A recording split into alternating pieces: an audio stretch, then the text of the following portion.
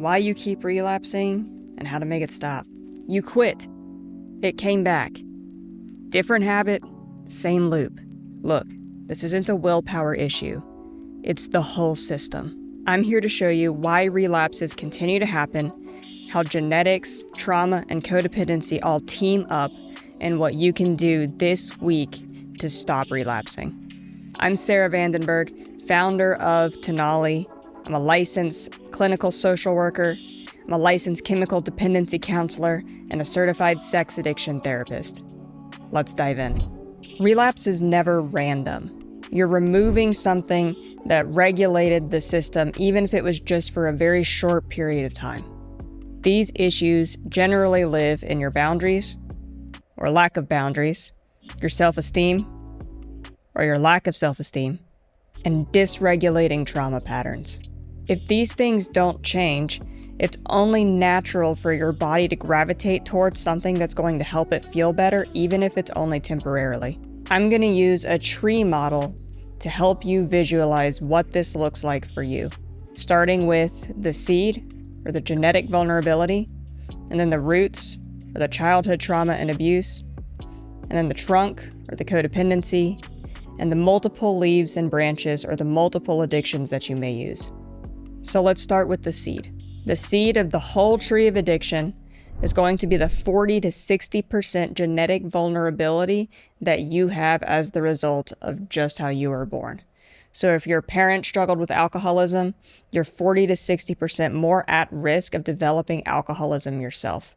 If your parent struggled with overeating, then you very well may discover that you have an eating disorder. Now, whether this seed grows is completely up to the environment, support, and structure that you had growing up. Just because you got a seed doesn't inherently mean that this is going to grow into a tree of addiction and that you will struggle with addiction. So let's look at what could happen.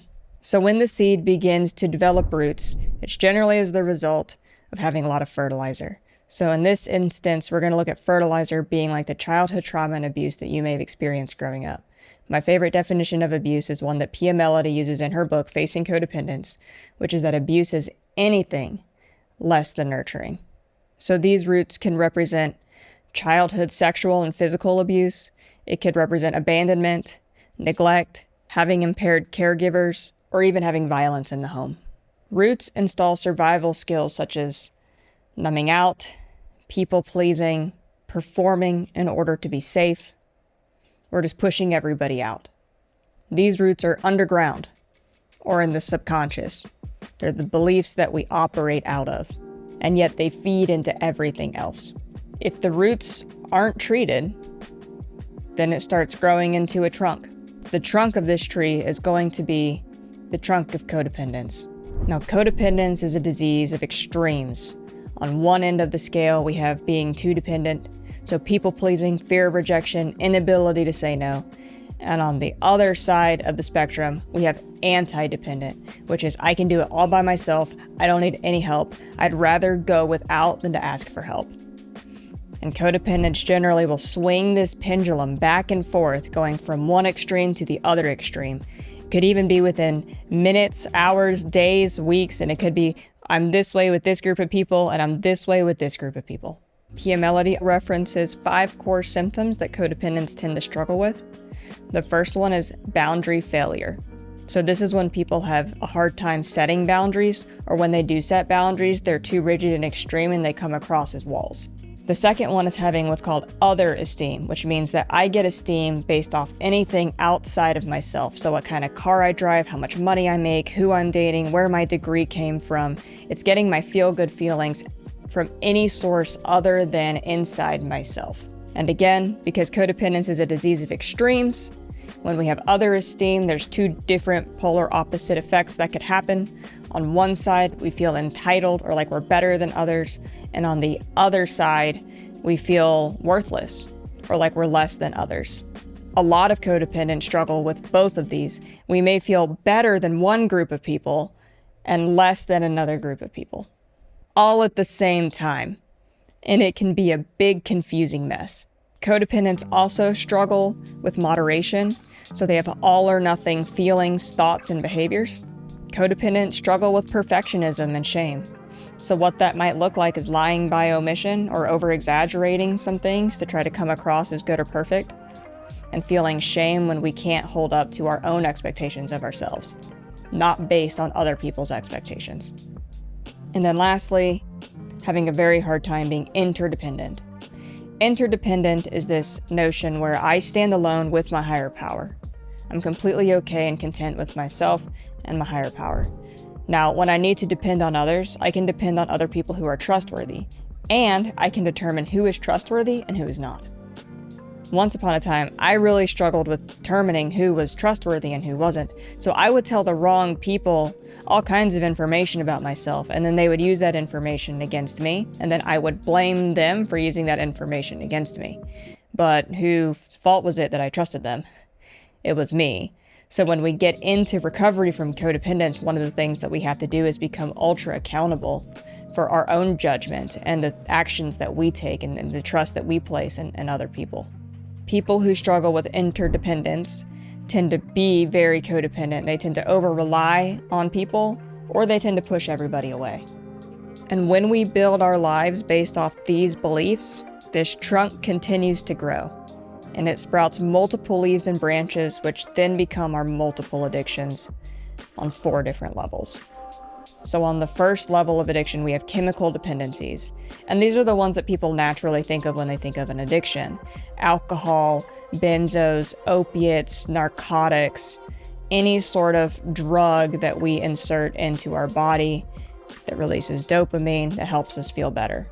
The second category is called a process addiction. A process addiction is anything that we do habitually over a period of time that helps us get that same relief that we got from using chemical substances. So it could be things like watching pornography, sex, gambling, spending, scrolling, any of these kinds of behaviors that we do over and over again, where we get that dopamine release and we feel relief in the short term, but it damages us in the long term. The third category is called a feeling addiction. So these addictions are going to be based more on how I feel on the inside and being addicted to chasing that feeling, such as rageaholism, addictions to despair, love addiction, being addicted to crisis and anxiety, and also intensity, always having to chase more of that adrenaline feeling. The fourth category of addiction we classify as attachment addictions.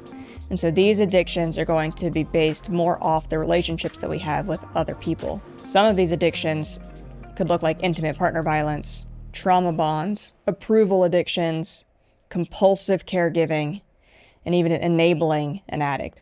And you can cut these branches away, but if you don't cut down the rest of that tree and you still have a lot of fertilizer on the ground, then the tree is going to continue to grow. It's only natural.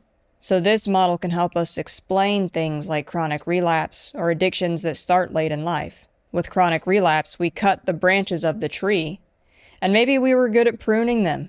Maybe we worked a program that helped us prune our tree so that these branches didn't grow back. And then a storm happens, we got extra rain, and our tree continued to grow. These branches grow back if we don't continue constantly cutting down that trunk and getting to the roots of the tree. Sometimes relapses happen after 5, 20 years, and it's always the result of this tree growing back. Other times we have instances of cross addiction, where I completely cut away the branches and the trunk of part of it, but then this side of the tree might continue to grow and sprout and bloom, and wow, I've really overcome my alcoholism, and now I have a gambling problem. This also explains how addictions get worse over time. A branch starts as just a little twig, and then it grows and it grows and it grows and it gets longer and longer. All addictions get progressively worse over time when untreated. And then some people, they didn't have a lot of fertilizer, and so their tree grew very, very slowly. And so they don't start developing leaves and branches until they're much older. There's a lot of people who are in their 70s or older, and all of a sudden, their tree has grown so much that they start to develop these leaves and branches. And a lot of times when you're 70, it's either going to be opiates from the pain pills they had been prescribed, or hoarding, because that's what's accessible to them, is their house and their stuff. And these feelings of, I can't throw anything away, come up out of nowhere later in life. It's the result of this tree that just took time to grow. So when people try to stop an addiction, a lot of times the first thing they'll try to do is just white knuckle it. And what that does is it takes a regulator away without putting anything that's soothing that growth of the tree in. And again, it's only natural for your body to try to find something that's going to make you feel better. And if you've pruned a lot of those branches, months, years go by, and all of a sudden you're like, wow, I thought I had stopped. What's happening to me? I can't stop relapsing because you pruned the branches, but you didn't cut away the trunk or get to the roots of the tree. So how do we make it stop? Step 1, you have to stabilize the branches that you're acting out in. You must stop acting out in this behavior. And sometimes you might need to medically detox. If you're using alcohol, benzos, or opiates, go see a doctor. After detox, you'll need containment tools and community. This is one of the things that inpatient drug treatment programs really try to hammer home, is that you go with a bunch of people, you build friendships, you keep these connections, and then you go seek connection outside of treatment. You build a community, and you also learn the containment tools that can help you stop for a short period of time. Now, this is where a lot of people stop. They're detox, they get the containment tools, they build a community, they feel so much better, they go out, they go home, and they're okay for a week or two, maybe even a month or two. And then there's the relapse, because they stopped right here. But it's not enough to use these containment tools for a short period of time, and this community for a short period of time. We have to use this ongoing for the rest of our recovery. So for a porn addict, a gambler, an overspender, one of the things that might need to be used in containment is some sort of blocking device, electronic blocking device. For somebody who is an overeater, they may need to make a meal plan with a dietitian, and then have an accountability partner, and then let that person know every time that they slip. There's also 12-step groups, there's Dharma recovery, Smart recovery, there's all sorts of different groups, and there's a 12-step group for every single addiction that you could possibly be struggling with. There's also Codependence Anonymous, which is a program specifically for helping you chop away the trunk, which is what must come next. This is where we have to start working on the 5 core struggles listed above. You could do this with Codependence Anonymous, or with a therapist, or with a church group. There's any number of ways that you could tackle all of these problems, but you do have to do it. Here are some things you can do today or this week just to help you get started. Write 3 non-negotiable boundaries. Make sure that these are things that you're actually going to be able to keep. So, an example could be, if you yell at me, I'll end the call. I'm not going to give you any more money, or I'm going to give you a set amount of money per month, and I'm not going to go over it. I will not talk to you while you're using drugs. Tell someone else what these boundaries are for you, and then let them know if you cross them.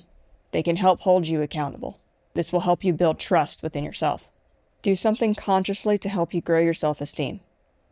Say affirmations. Look at yourself in the mirror and say your affirmations while you make eye contact with yourself. Ask your closest friends to tell you what they see that's good about you every day. Be able to receive some sort of healthy feedback. Practice moderation.